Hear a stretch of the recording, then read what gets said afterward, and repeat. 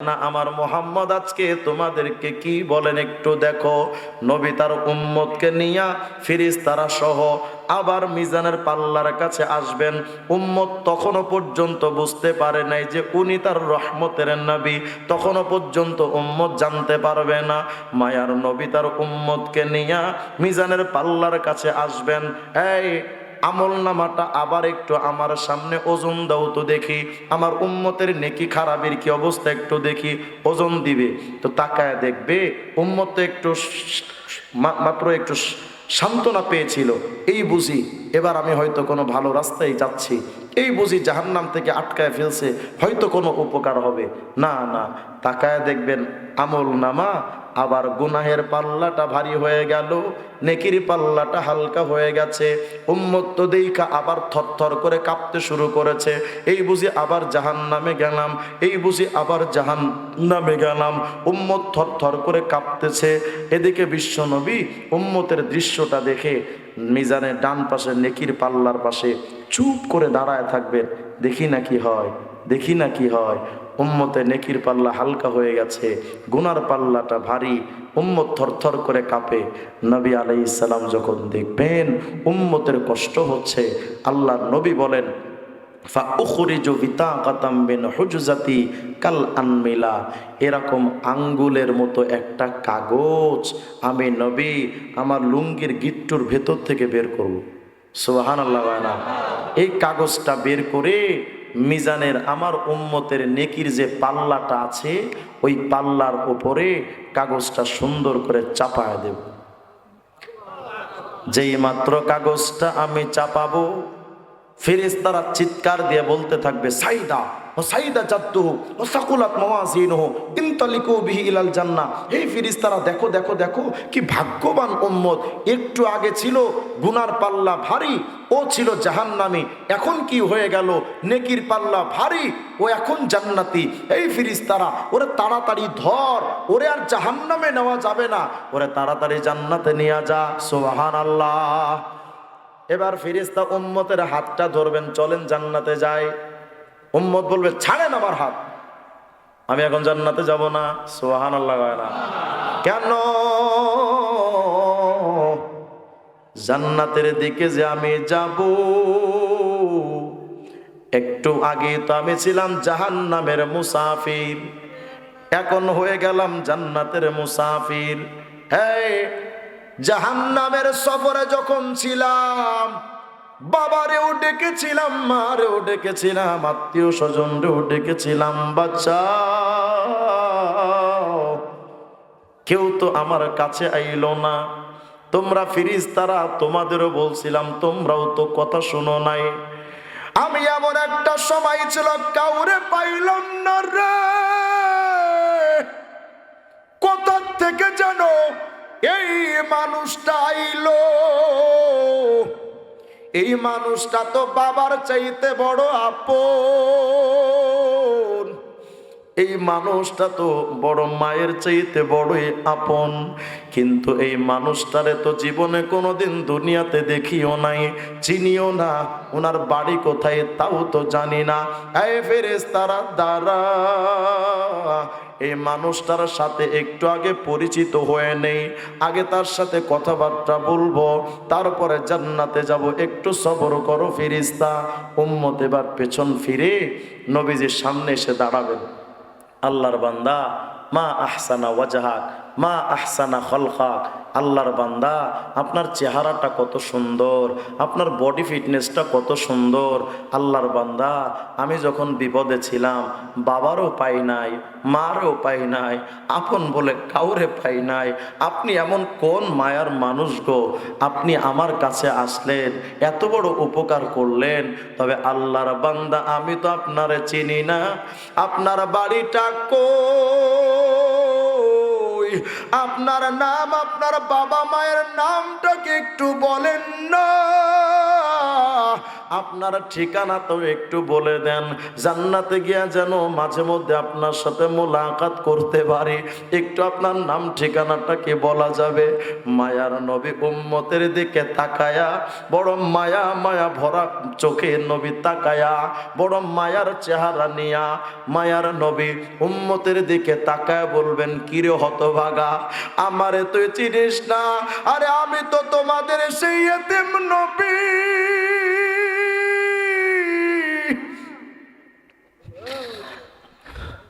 আমি তো সেই মায়ার নবী মুহাম্মদ,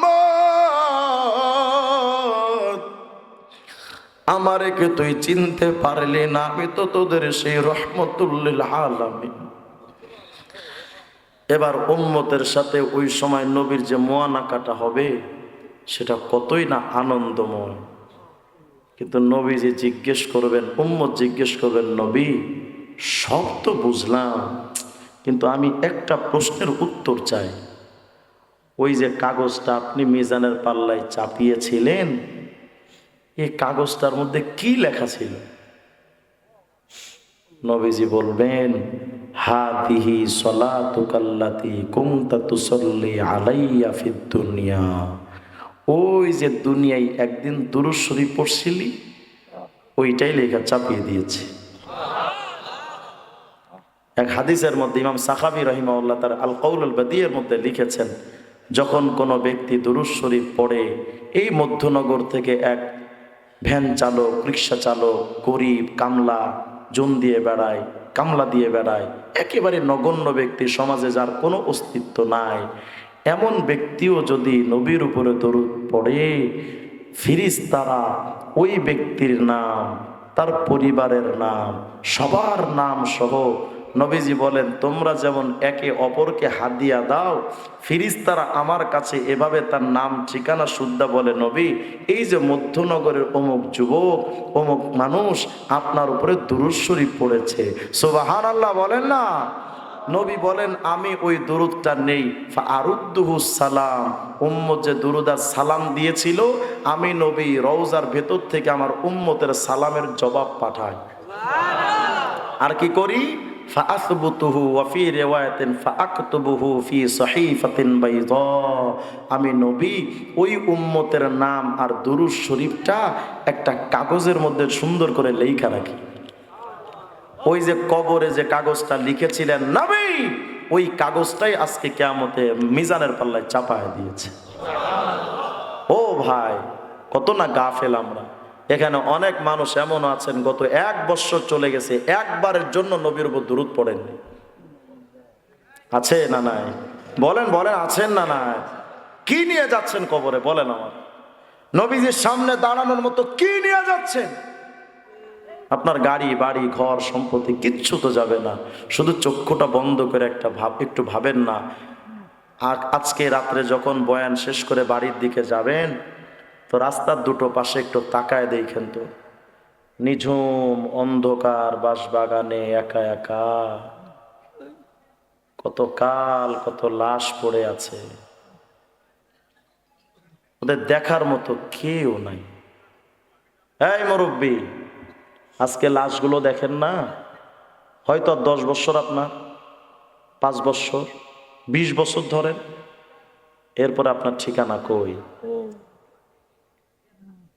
যুবকরা ভাবতেছে, হুজুর আমরা তো অনেক দিন বেঁচে থাকবো, আমি এমন এক হতভাগা বাবা, আমার বাচ্চার কাফন আমি নিজের হাতে কিনেছি, আমার বাচ্চার জানাজাটা আমি বাবা ইমাম হয়ে নিজে পড়িয়েছি। মনে রেখেন, মধ্যনগরে অনেক কাফনের কাপড় চলে আসছে, রায়পুরা বাজারে অনেক কাফন চলে আসছে। হতে তো পারে এই কাফনের মধ্যে তুমি যুবক, তোমার কাফনও চলে আসছে, তুমি জানো না। কিসের অপেক্ষায় এখনো দাড়ি কাটেন বলেন তো? কোন সাহসে আপনি দাড়িটা কাটেন? এমন তো হতে পারে দাড়ি কাটা অবস্থায় মালাকুল মউত চলে আসবে। তুমি কানে হেডফোন লাগায় গান শুনতে শুনতে ঘুমাও, কোন সাহসে? এমন তো হতে পারে ওই গভীর রাত্রে মালাকুল মউত চলে আসবে, জান কবজ হয়ে চলে যাবে, লাশের কানে তখনও গান বাজে। সুদের টাকা লাগায় রাখছো কোন সাহসে? মালাকুল মউত এসে জানটা নিয়ে যাবে, তোমার টাকা তখনও সুদে লাগানো আছে। আর কবে চেঞ্জ হবেন বলেন? ভাবতেছেন? সন্তান আত্মীয় স্বজন আমাদের খুব আপন। আমি 2.5 বছর আগে কারাগারে ছিলাম। মাওলানা মামুনুল হক দামাত বারাকাতুম আমার উস্তাদ হুজুরের আমার একই মামলা, একই সাথেই ছিলাম। তা আমাকে 3 দিনের রিমান্ডে নেওয়া হয়েছে।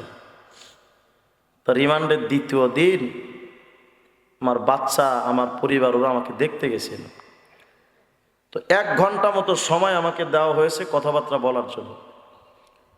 তো আমি কথাবার্তা বলে যখন ওরা চলে আসবে, আমার ছোট্ট বাচ্চাটা আফফান আমাকে বলতেছে, আব্বু চলে যাচ্ছে, দোয়া করে।